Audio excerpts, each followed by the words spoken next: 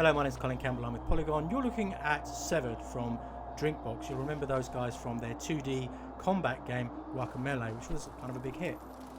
And what was striking about that game, and I think striking about this game, is the art style, which is really extraordinary, really pretty, and it has a completely original feel about it, a sort of South American feel about it.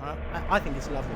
What they've done here is they've given this game a classic dungeon crawler look. You've got a 2D art style that sort of wraps around the player to give it a 3D feel, and you sort of pump your way forward through the game. It may feel a little bit jarring at first, especially if you're not used to dungeon crawlers, but I got used to it pretty quickly.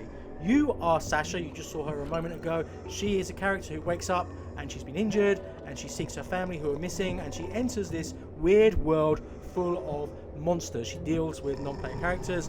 Some of them are friendly and some of them are not, and you just met one there who was friendly and who gave her a sword. Now, players use the right or left hand to hold the Vita, and they use the thumbstick or the directional pad to move forward, and you trigger attacks by swiping on the surface of the screen. You're moving through this world in order to solve problems, solve puzzles, and to make yourself more and more powerful. And all the time you're going to be coming across monsters and baddies, and you'll see in a moment some of the combat that you have to deal with.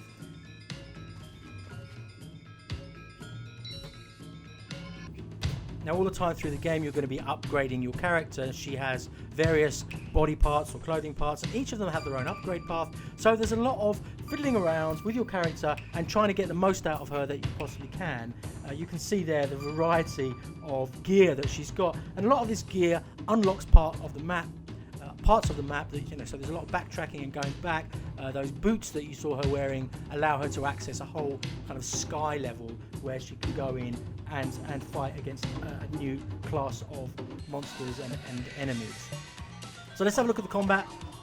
There are sword strikes and magic strikes, and there are charged attacks for extra damage. Special spells do specific things like make you faster, and like many of these games, you manage the meters to do the damage while managing the risks and rewards of doing so. But the main thing is that you're using your sword in order to parry, in order to make sure that you're parrying in the correct direction. That's a very important part of it. And also to make sure that you hit those windows where it's obvious that the enemy is vulnerable.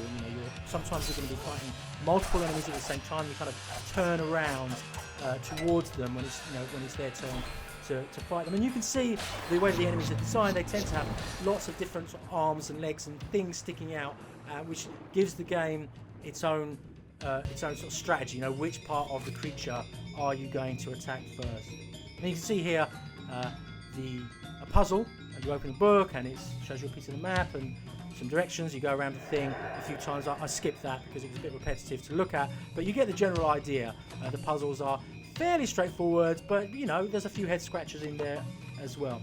And so in this part of the game, we found something that we need all the while in this game.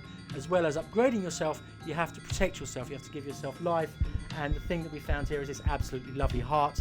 And we'll finish off here with the old eating the heart routine. This is Severed. It's coming out soon for Vita.